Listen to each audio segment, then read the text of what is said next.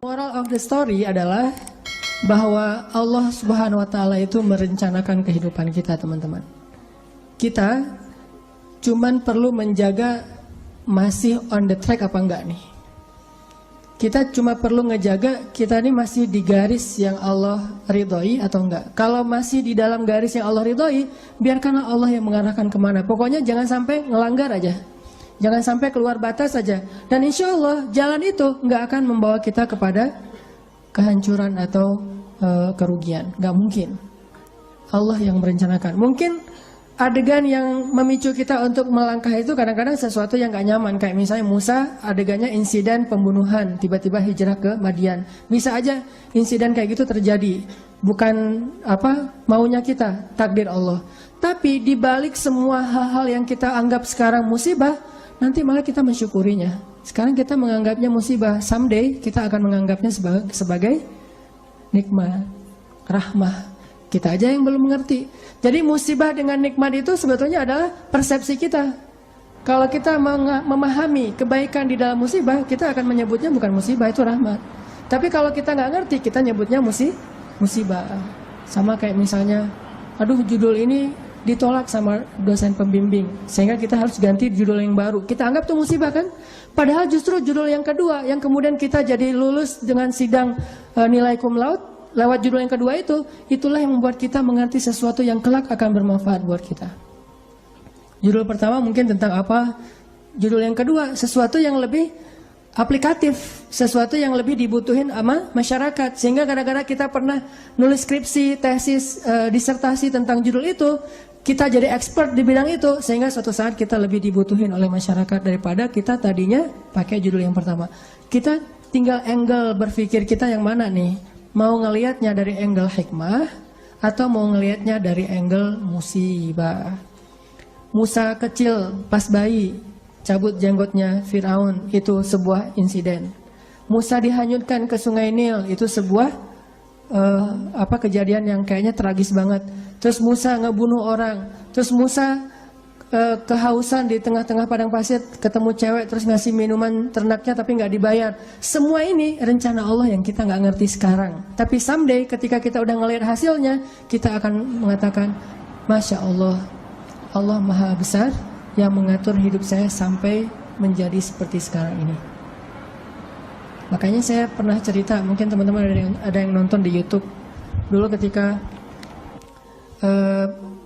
di Mesir, pulang dari Mesir tuh, saya ikut istri ke Bandung.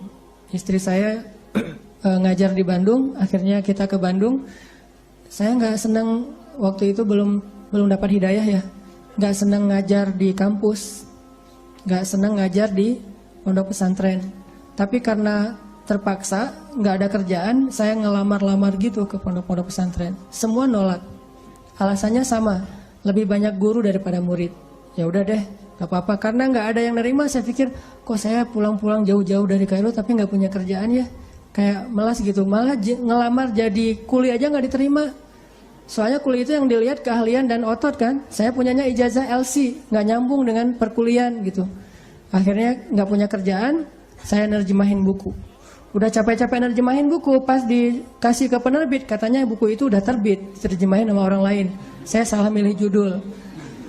Akhirnya nulis buku sendiri yang belum diterbitin orang, walaupun kalau bahasa Sunda mah capruk, nggak jelas ngomong apa gitu. Pokoknya nulis aja, nulis, udah selesai nulis, dikasih ke penerbit, nggak ada yang mau nerbitin karena nggak layak katanya.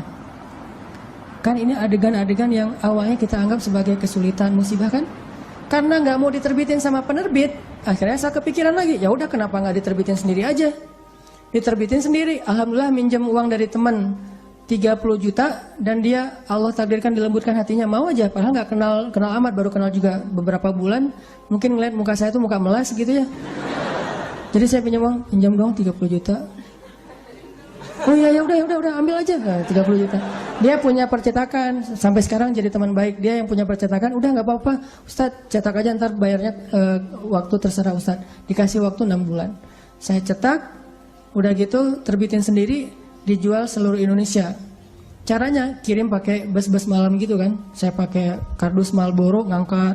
Jadi saya penulis, saya kulinya, saya direktur penerbitnya, pokoknya apa sendiri aja semuanya, ngangkat di jalan raya. Nih, saya mau ngirim buku. Oh, buku siapa? Ada tuh orang yang nulis bagus tulisannya gitu. Kirim ke Sumatera, ke Sulawesi, ke Jawa, udah dikirim, nggak ada yang balik. Terus laporannya nggak jelas, orangnya kemana nggak ngerti karena nggak kenal amat gitu, lewat internet doang, lewat email. Nggak ada laporan. Waktu itu sekitar 3.000 buku, 1.000 yang dikirim keluar kota itu raib aja, nggak ada hasil. 2.000 lagi, ya udah saya jual di Bandung aja kalau kayak gini. Jual di Bandung, pas ada kayak Islamic Book Fair ya, pameran buku Islam. Saya nyewa satu space di stand salah satu penerbit Islam di Bandung. Nggak nyewa stand, nyewa space doang di depan. Saya pakai X banner, terus pakai meja, ngangkut pakai motor sendiri, pakai topi biar nggak ada yang tahu, pakai masker. Taruh, ngerjain sendiri semuanya, udah beres semuanya, pergi ke belakang, ganti baju yang baju kemeja, pakai dasi gitu, full pen. Udah gitu, pakai rambutnya dirapiin, berdiri di sebelah X banner. Orang-orang pada nggak kenal kan buku ini baru banget, ini buku apa? Oh ya ini bukunya bagus, siapa penulisnya? Karena di X banner itu wajah paling besar tuh wajah saya. Jadi tulisan buku apa tuh kecil-kecil aja, yang penting wajahnya yang gede gitu. X banner foto saya yang paling besar. Qadarullah, waktu itu saya ngambil foto kan sembarangan aja dari foto-foto lama tuh. Saya ada foto baju putih dan mungkin kalau orang perhatiin kelihatan. Ternyata di sini ada uang 1.000.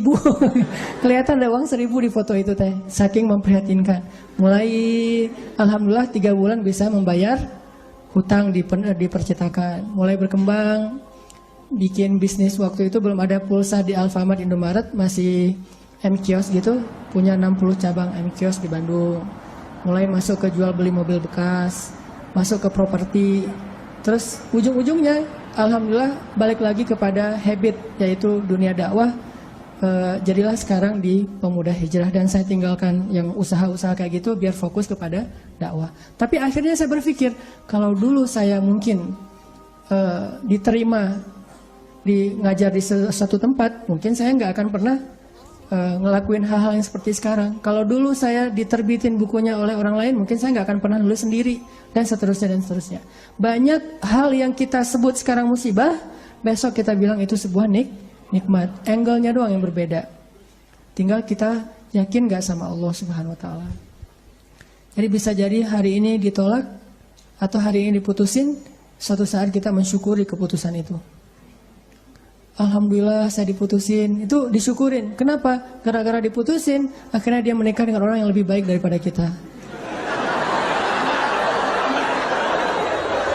Syukur kan? Namanya cinta sejati. Gimana? Harus syukur. Alhamdulillah dia dapat yang lebih layak daripada saya. Dan saya mah nggak dapat sampai sekarang misalnya. Ya nggak apa-apa. Kayak Julaibib ya. Tunggu aja di masjid. Kan gak enak banget awalnya tuh. Gimana kita menganggap diputusin itu nikmat, apalagi diputusin dengan bahasa kita adik kakak aja ya. Kan berat ya. Gak enak kalau kayak gitu teh. Cuman nanti suatu saat kita akan mensyukuri nikmat itu. Kayak banyak orang yang ngerasa kok saya ngeband udah sekian lama tapi gak ada yang masuk ke dapur rekaman, sampai dia bikin kayak semacam sponsor me kan. Dia ngeband terus bikin arrangement lagu, dia posting di YouTube, diupload di YouTube supaya ada yang sponsor. Ternyata nggak muncul.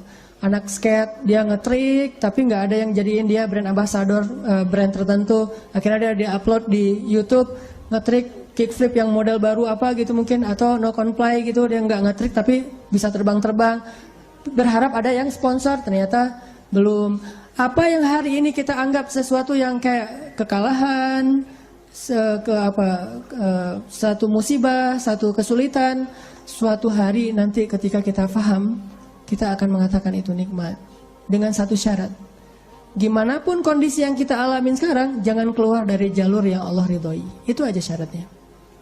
Makanya kan saya bikin tagline banyak main, banyak manfaat. Saya nggak berani bilang nggak punya dosa, karena itu namanya tazkiyatun, mentazkiyah diri sendiri. La tuzakku anfusakum, janganlah kalian menganggap diri kalian suci. Tapi maksudnya sedikit dosa ini tinggalkan dosa. Kenapa? Karena kalau kita udah ngelanggar, gimana pun kita sekarang lagi dapat nikmat banyak, terus kita melakukan dosa yang Allah nggak suka, nikmat itu bisa berubah musibah. Sebaliknya, ada musibah, kita masih on the track, musibah itu bisa berubah menjadi nikmat. Syarat yang Allah minta dari kita cuma satu itu, jangan melanggar, jangan bikin dosa, jangan ngecewain Allah Subhanahu wa taala. Itu doang. Udah gitu bertahan aja, Allah kasih kejutan-kejutan yang sangat banyak dalam hidup kita. Saya punya teman orang Padang. Dia ikut tes akademi kepolisian. Dari sekian banyak yang ikut tes, 50 orang yang keterima, dia salah satunya. Terus karantina 50 orang ini.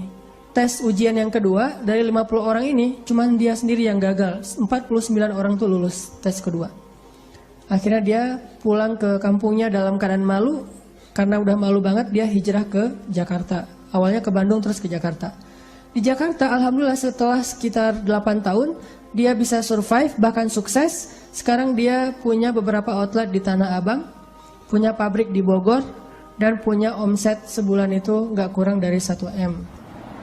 Dengan keuntungan kurang lebih 40%, jadi 400 juta lah profit bersihnya sebulan. Kalau lagi lebaran atau Ramadan itu bisa 3 kali lipat. Nah pas sudah sukses dia haji. Ternyata di kampung itu dialah orang pertama yang haji di kampung dia tuh. Dan di kampung itu dikenal dia sebagai anak yang paling nakal, yang kayaknya nggak ada harapan jadi orang baik. Ternyata yang pertama haji. Udah gitu dia pulang, sesekali dia pernah pulang ketemu sama temennya yang 49 orang itu. Salah satunya udah jadi salah satu pejabat di kepolisian. Dia ngobrol-ngobrol, ditanya mana yang 48 lagi. Dia bilang, kamu nggak tahu kabar mereka? Kabar apa? Tahun 2004 mereka ditugaskan di Brimob Aceh, di Banda Aceh. Asrama Brimob Banda Aceh itu dekat dengan laut. Terjadi musibah tsunami, satu asrama Brimob itu habis semua dan 48 mereka itu meninggal dalam musibah tsunami. Baru dia sadar, Masya Allah, Allah punya rencana. Semuanya di dalam aturan Allah Subhanahu wa Ta'ala.